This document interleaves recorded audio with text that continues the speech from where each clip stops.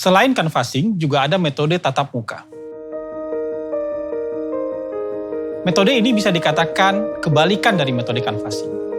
Kalau dalam canvassing, kita mendatangi pemilih satu persatu dari rumah ke rumah, memberikan sentuhan yang lebih personal, maka kali ini kita mengumpulkan pemilih dalam satu lokasi, hadir dalam pertemuan mereka, dan memberikan sentuhan yang lebih umum.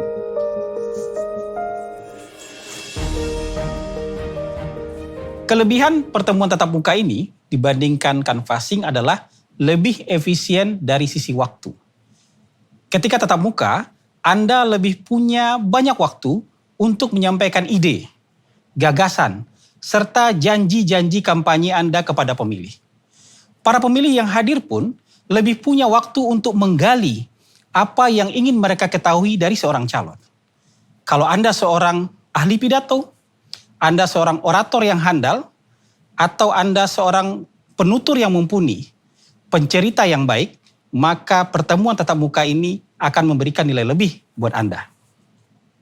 Dalam pertemuan tatap muka, seorang calon anggota legislatif lebih punya waktu yang leluasa untuk menyampaikan ide, gagasan, serta janji kampanyenya terhadap konstituen. Konstituen juga punya waktu yang cukup untuk menggali apa yang ingin mereka ketahui dari seorang calon anggota legislatif.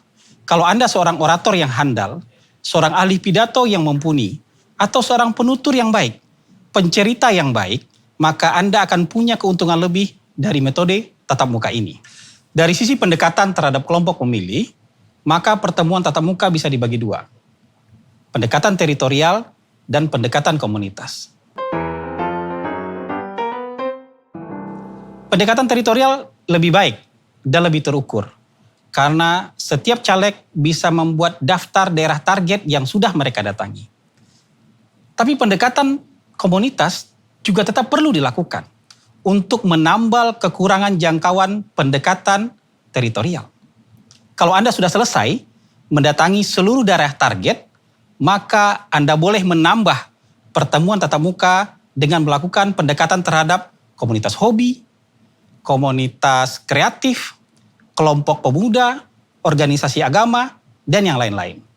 Kedua pendekatan ini tidak saling menyediakan, tapi saling melengkapi. Cuma, kalau harus memilih, maka saya sarankan Anda memilih pendekatan teritorial. Cari persamaan antara si caleg dengan audiens di tempat pertemuan tatap muka. Persamaan atau kedekatan itu bisa berupa persamaan asal-usul. Pernah tinggal di tempat itu mungkin, atau pernah sekolah di tempat itu. Bisa juga pernah punya pacar mungkin di tempat itu, atau istri Anda mungkin berasal dari daerah sana. Seringkali pilihan itu jatuh karena persamaan-persamaan dan kedekatan ini. Sebab kadang-kadang ide, gagasan, janji kampanye antara caleg satu dengan caleg yang lain itu sama saja. Tapi kemudian masyarakat memilih satu calon. Kenapa? Karena mereka merasa punya kedekatan, punya hubungan batin antara audiens dengan si caleg tersebut.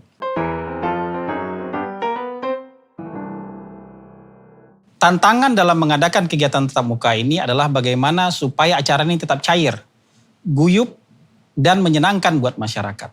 Sebab biasanya kegiatan seperti ini membosankan, karena isinya hanya berupa sambutan-sambutan dan pidato-pidato saja.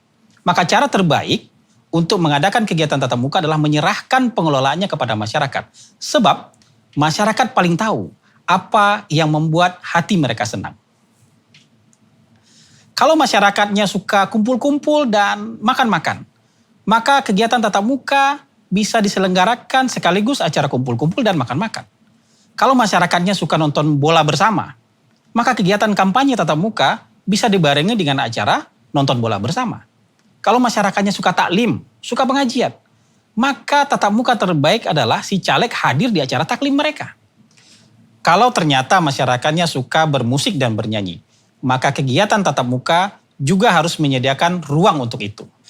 Seperti halnya canvassing, maka pertemuan tatap muka kurang afdol jika tidak disertai dengan alat peraga kampanye dan souvenir. Alat peraga kampanye dan souvenir inilah yang akan menjadi penutup kegiatan tatap muka Anda, supaya pemilih tidak pulang dengan perasaan hampa.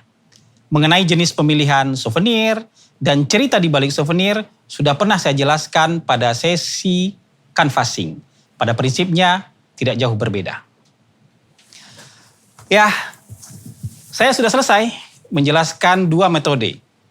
Pendekatan canvassing dan pendekatan tatap muka. Buat Anda yang punya waktu luang, saya sarankan melakukan canvassing.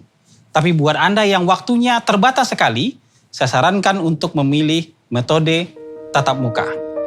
Nah, bagi Anda, para peserta pelatihan Golkar Institute, saya ucapkan selamat mencoba.